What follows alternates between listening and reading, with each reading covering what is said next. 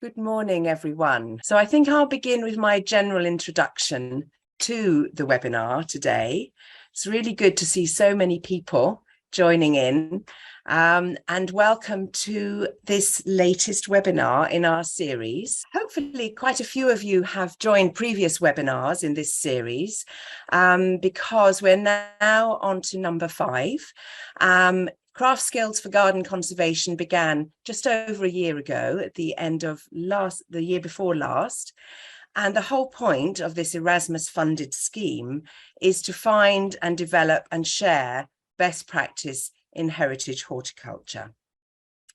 So during the pandemic, so many of us realized how important open spaces of all sorts, green spaces and heritage gardens in particular, were for people who were really struggling during a period of lockdown extended through really 2 years, and we're only just coming out of it now.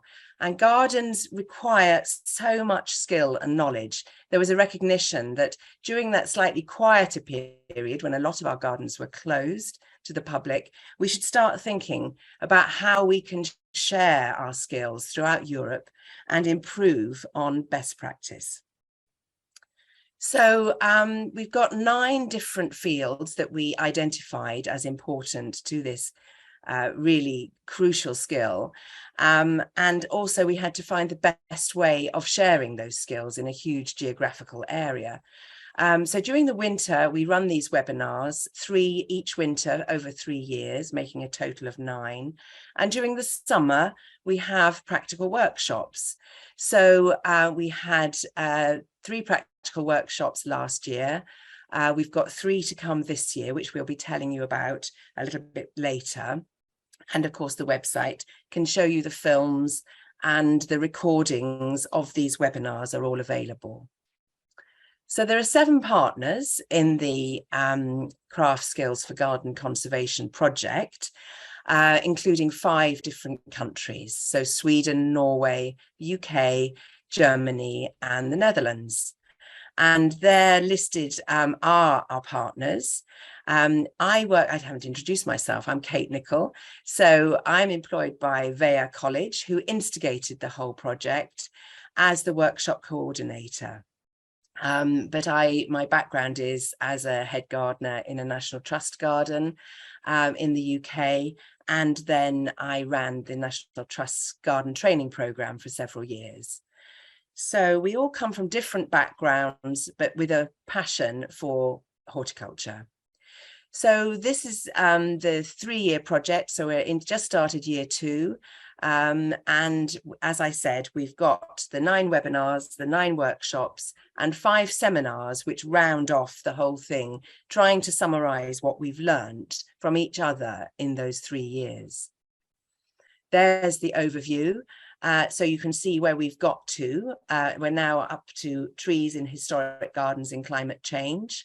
And the workshop for this one is I've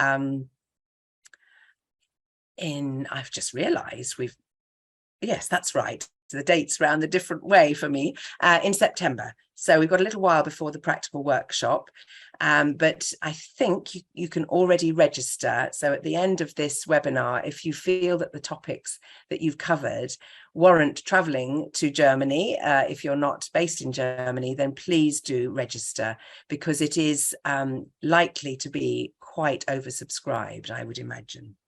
This is the programme for today, which you can also download if you need it. We're just about to start with our first speaker, but I was just going to introduce the topic from a bit more of a personal point of view. As it happens, you can probably see over my shoulder a picture that we just bought for a Christmas present for each other, which, as it happens, has the most amazing tree. It's called Sycamore Gap on Hadrian's Wall, and it's one of our most iconic trees in the natural landscape, a historic landscape, because it's Hadrian's Wall, and there's a long-distance footpath that we walked a couple of years ago, and that sycamore is the beacon at the end of a very long 30-kilometre day walk. And for me, it's a really crucial tree. And I can't imagine what will happen when that goes, because sycamore are relatively short-lived trees. Hopefully somebody has a succession plan for that specific tree. But in this image that you're seeing on the actual screen is a wonderful cedar of Lebanon at Ickworth, which is a National Trust garden in the east of England.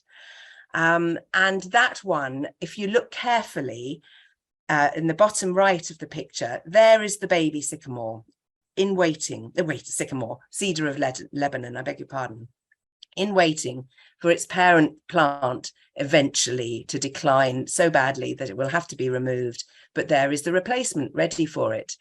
And that is how gardeners and arboriculturalists have managed their crucial iconic trees in the landscape for generations, always having an eye on succession planting for the future.